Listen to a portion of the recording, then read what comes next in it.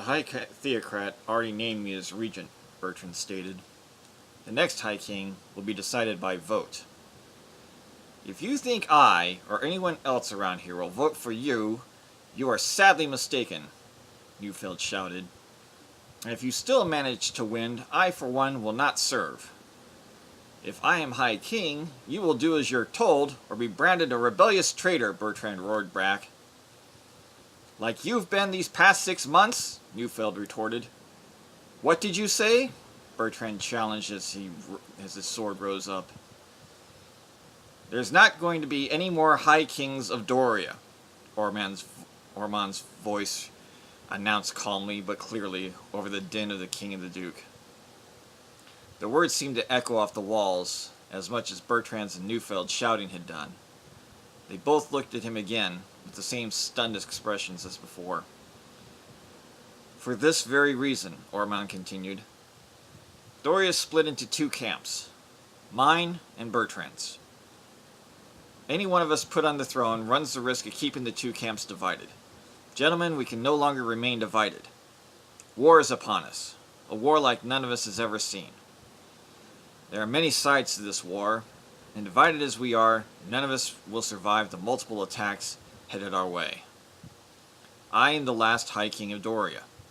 Prophecy has been invoked, and prophecy dictates that I am the last. It is not just because prophecy says so that it is so. This is not a prophecy self-fulfilled.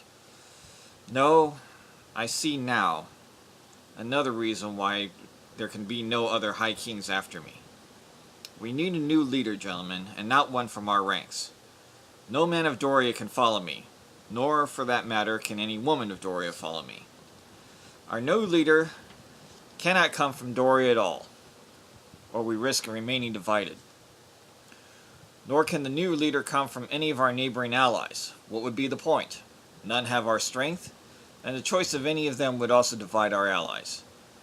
We need someone who can unite the whole known world under the single banner in this fight that we are about to face. Someone from far outside any of our hope of understanding. Aurora was beginning to get a bad feeling about what Ormond was beginning to say. She could see that Chris and Zach were coming to the same conclusion she was. They kept looking at her to check her expression. Fortunately, Ormond continued, one such person has been provided for us. A leader also predicted by prophecy.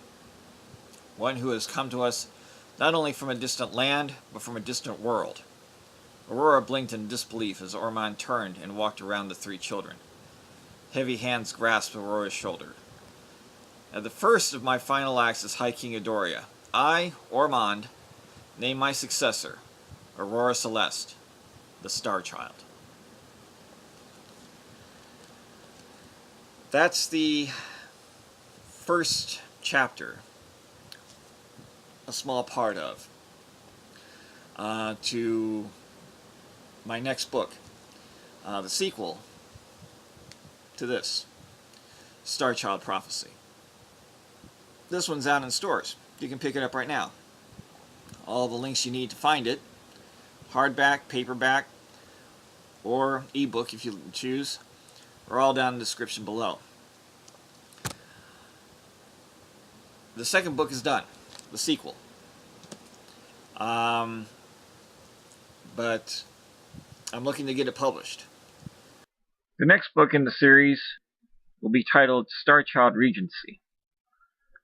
In the Starchild Regency, my main character, Aurora Celeste, known as the Starchild in the story, has been rescued from her captivity in the first book and has been made the new queen of her new home, Doria.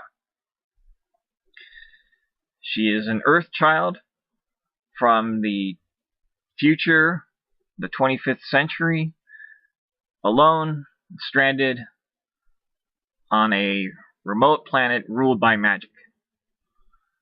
So she's completely out of her element, and now she is to be queen of the kingdom that has adopted her.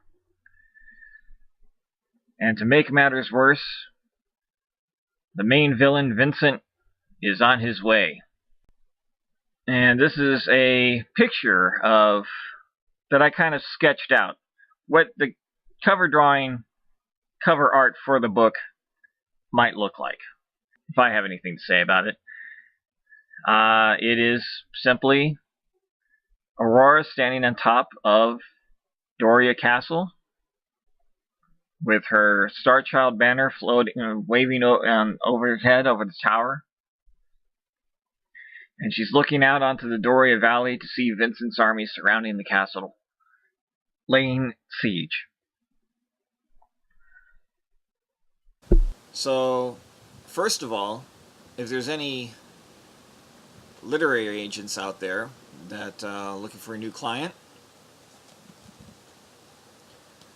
I've already got books all ready to go.